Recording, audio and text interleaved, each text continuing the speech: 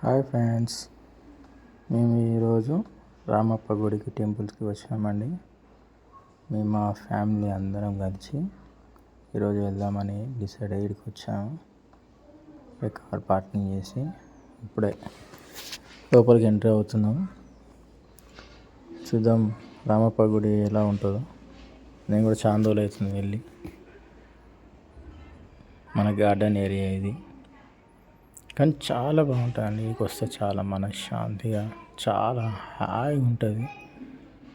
ఎందుకంటే ఇది మన వరంగల్లో చాలా ప్రసిద్ధిగాంచిన టెంపుల్. ఇది రామప్ప టెంపుల్ అనేది చాలా బాగుంటుంది. ఒకసారి విజిట్ కూడా చేయండి, చూడని వాళ్ళు ఎవరైనా ఉంటే. ఇదంతా గార్డెన్ ఏరియా. ఎప్పుడు మన పూర్వీకులు పెట్టిన చెట్లలాగా ఉంటాయి. చెట్లు అండి ఇవన్నీ. చూడండి ఎంత పెద్దగా ఉన్నాయో. ఒక్కొక్క వృక్షం చాలా. ఈ చెట్టు అయితే ఎన్ని సంవత్సరాలు అవుతుందో, ఎంత బాగా. మా బాబు, మా చిన్న బాబు, మా అమ్మ, మా మిస్సెస్. చూడండి గార్డెన్ ఏరియా ఎలా ఉందో. అడుగు అడుగున ఎంత వాతావరణం చాలా కూల్గా ఉంటుంది. అడుగు అడుగున మనకు చెట్లు కనబడతాయి. ఈ చెట్టు చూడండి ఎంత పెద్దగా ఉందో.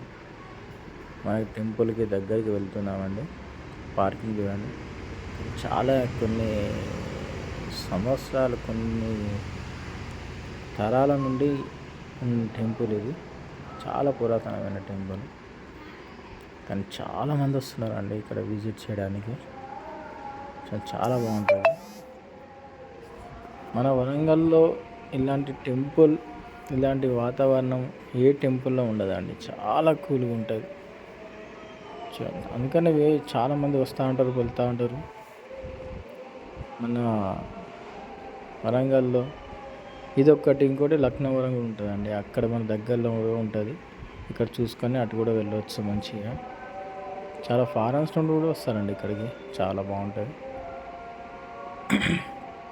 మన ఫస్ట్ ఎంట్రీ ఇక్కడికి రాగానే మన కాళ్ళు చేతులు మంచిగా శుభ్రంగా కడుక్కొని వెళ్ళాలండి. అందరు కడుగుతున్నారు కదా, ఎందుకంటే మనం బయట ఎక్కడెక్కడనో తిరిగి వస్తాము. అన్ని ఊర్లన్నీ మనము దాటి వస్తాం కాబట్టి మనము కాళ్ళు చేతులు కడుక్కోవడం మన సాంప్రదాయం, మన హిందూ సాంప్రదాయం కాబట్టి మనము చేయాలి. ఇలా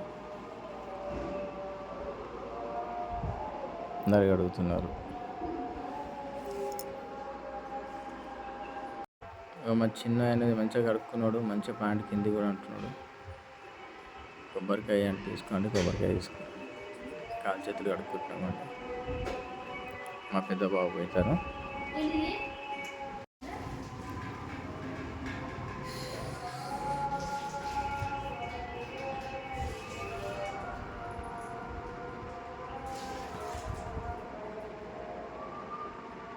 టెంపుల్ చూడండి గోపురం ఎలా ఉన్నదో. వెళ్దాం 2 నిమిషాలలో మనం లోపలికి వెళ్ళి చూద్దాం ఎలా ఉన్నదో టెంపుల్. ఎంత అందంగా ఉంటుందో చూడండి. ఆల్మోస్ట్ మన వరంగల్లో అందరికీ తెలుసు అండి ఈ టెంపుల్ ఎలా ఉంటుందో. హాయ్, ఇప్పుడే ఎంట్రీ అవుతుంది మన పురాతనమైన టెంపుల్ రామప్ప టెంపుల్కి ఎంట్రీ. చూడ మొత్తం ఇసుకే ఉంటుంది, కింద మొత్తం ఇసుకే ఉంటుంది. కానీ ఎండాకాలం మాత్రం వెళ్ళొద్దండి, చాలా వేడి ఉంటుంది ఇసుక. చూడండి గోపురం ఎంత బాగుందో, ఎంత పెద్దగా పెట్టిందో. మొత్తం చుట్టూరుగా ఇసుకనే ఉంటుంది. వీళ్ళు మా వాళ్ళు ఇప్పుడే ఎంటర్ అవుతున్నారు. చూడండి ఆ పిల్లర్స్ చూడండి ఎలా ఉన్నాయి. ఆ డిజైన్, ఆ రాళ్ళు అసలు ఎలా కట్టిల్లో ఏమో అసలు చూడండి. వన్ బై వన్ చాలా బాగా పేర్చి మంచిగా తయారు చేసినవి. మొత్తం రాయి ఉంటుందండి ఇదంతా. ఇదొక టెంపుల్. దీనిలో వినాయకుడు ఉంటాడండి. వినాయకుడి టెంపుల్ అంటారు ఇది మన శివుని. కానీ చూడండి పైన ఎంత గుర్రాలు, ఎంత స్టైలిష్గా చెక్కిలో అప్పటి కాలంలో వాళ్ళు. కళాశిల్పి వాళ్ళు చాలా గ్రేట్ అండి. మన హిందూ వాళ్ళు చూడండి ఎలా చేసిల్లో. లోపలికి వెళ్తున్నాం ఇప్పుడే.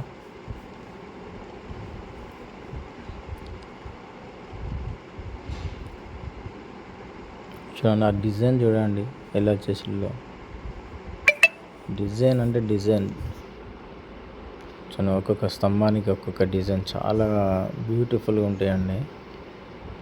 ప్రతి ఒక్కటి స్తంభం చూడండి ఎంత హెవీగా కూడా ఉన్నదో. చిన్న చిన్న డిజైన్స్ అప్పుడే ఈ ఆర్ట్ గీట్ అనేది ఏం లేదు అండి, ఓన్లీ చేతితోటే చేసేది ఇదంతా. చూడండి అది ఈ స్తంభానికి చూడండి అన్ని ప్రతి ఒక్క డిజైన్ చూడండి ఎలా ఉన్నదో. చాలా గ్రేట్ కదండి.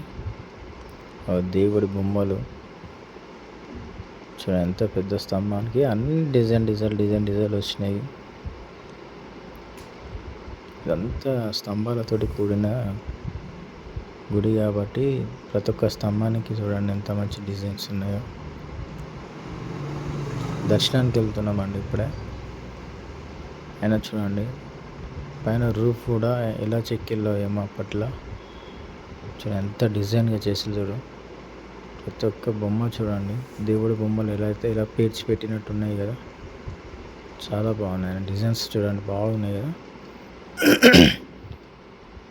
మన రామప్ప టెంపుల్ చూడండి ఎంత ప్రతి ఒక్క దాంట్లో ఈ బొమ్మలు దేవుడి బొమ్మలు ఇందులో పేర్చినట్టు అతక పెట్టినట్టు ఉన్నాయి కదా. చూడండి ఎంత మంచి శిల్పి అంటే వాళ్ళ కళాకారులు ఎలా చెక్కిల్లో. ప్రతి ఒక్క స్తంభానికి ఒక్కొక్క డిజైన్స్ బాగా చేసలేదండి. చూడండి అలా కరెక్ట్ స్కేల్ కూడా పనికి రాకుండా దానికి సెట్ అయ్యేటట్టు స్కేల్ కూడా అప్పట్లో స్కేల్ కూడా అనేది లేదండి. వాళ్ళ కర్రలతోటి చేసుకున్న డిజైన్స్, కర్రలతోటే వాళ్ళు మెజర్మెంట్ చేసుకున్నట్టు అలా చేసి ఎంత స్ట్రైట్గా చేసి చూడండి.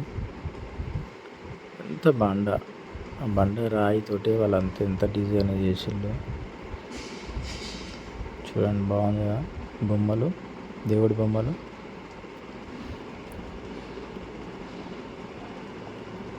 గోపురాలు పైన రూఫ్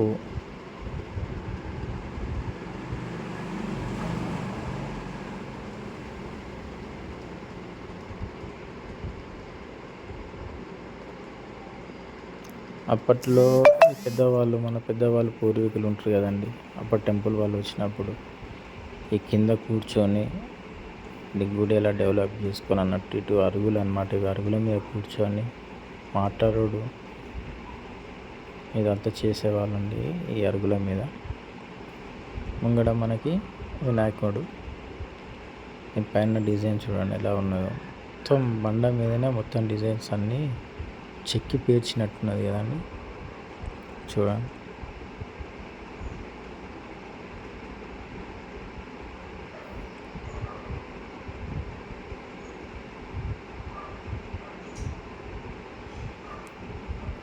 ఆ బొమ్మలు, ఆ డిజైను, వినాయకుడి విగ్రహము ముంగడ నందీశ్వరుడు ఉంటాడండి. చాలా బాగుంటాడు నందీశ్వరుడు. ఎందుకంటే శివునికి నందీశ్వరుడు కదా నందీశ్వరుడు.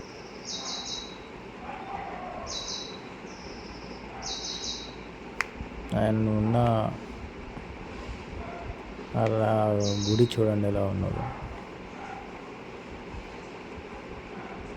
చాలా బాగుంటుంది నందీశ్వరుడు ఇక్కడ.